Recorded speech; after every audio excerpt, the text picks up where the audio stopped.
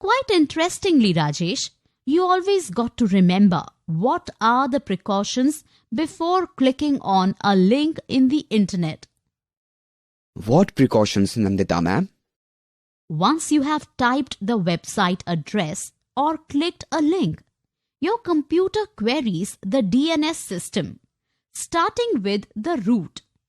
It will point towards the record for the destination you are looking for.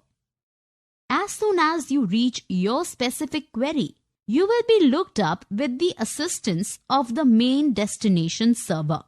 At this point, you will be required to find the way to reach your destination.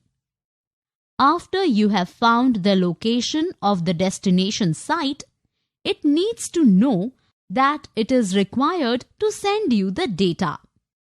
The real help will come from the network in the form of the browser, which interprets the click of your mouse as a command in Hypertext Transfer Protocol or HTTP, which is nothing but simply defining as to how to ask and deliver content. Application layer handles the HTTP of the destination site and also for your system. The packets are then reassembled and sent to you as the web page you had asked for. Most interesting part of the movement of the packets is that they only have their identity written on their front and back side and their destination marked on it. Take, for example, how a very cautious mother sends a child to school.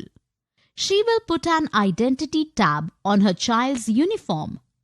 Similarly, network layer plays the role to route or navigate the packets of data moving from your computer to the destination server and back.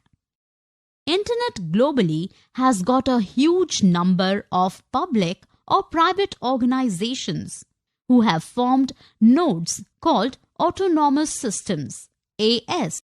These nodes identify each of these traveling data packets and direct them within their network if the destination falls within.